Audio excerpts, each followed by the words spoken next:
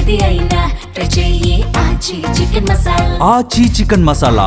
Singer Mangli వివాదంలో ట్విస్టులు పెరుగుతున్నాయి. Mangli and co 200 కోట్ల స్కామ్ కి పాల్పడ్డారంటూ అడ్వకేట్ సుబ్బారావు ఆరోపించారు. నోట్ల కట్టలతో బద్నాం చేస్తున్నాడని అతనిపై ఫిర్యాదు చేశానన్నారు మంగ్లీ. మరి నోట్ల కట్టల వీడియోల వెనక అసలు కథ ఏంటి? సింగర్ మంగ్లీపై పంజాగుట్ట పిఎస్ లో కేసు ఫైల్ అయింది. అధిక లాభాల ఎరతో మంగ్లీ సోదరుడు మరికొందరు దాదాపు 200 కోట్లకు పైగా మోసం చేశారని ఫిర్యాదు చేశారు అడ్వకేట్ సుబ్బారావు. బ్యాక్ ఎండ్ లో మంగ్లీ ప్రమేయం కూడా ఉందన్నారు. వివరణ అడిగితే తనను బెదిరించారన్నారు బాధితుల అడ్వకేట్ సుబ్బారావు. మంగ్లీ చాలా మంది పెద్ద పెద్ద రాజకీయ నాయకులతో ఫోన్లు చేపిస్తుంది.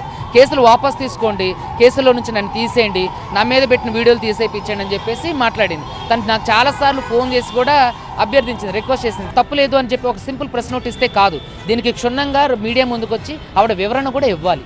లాయర్ సుబ్బారావు తనపై దుష్ప్రచారం చేస్తున్నారన్నారు మంగ్లీ. అతని కంటే ముందే తాను నార్సింగి పోలీసులకు ఫిర్యాదు చేశానన్నారు. నోట్ల కట్టలు చూపి తనను బద్నాం చేస్తున్నారని ఆరోపించారామె. ఆ డబ్బుతో తనకేం సంబంధం లేదన్నారు మంగ్లీ.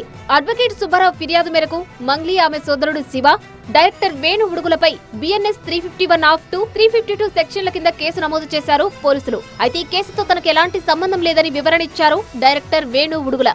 మంగ్లీ, సుబ్బారావు ఇద్దరూ తనకు తెలుసన్నారు.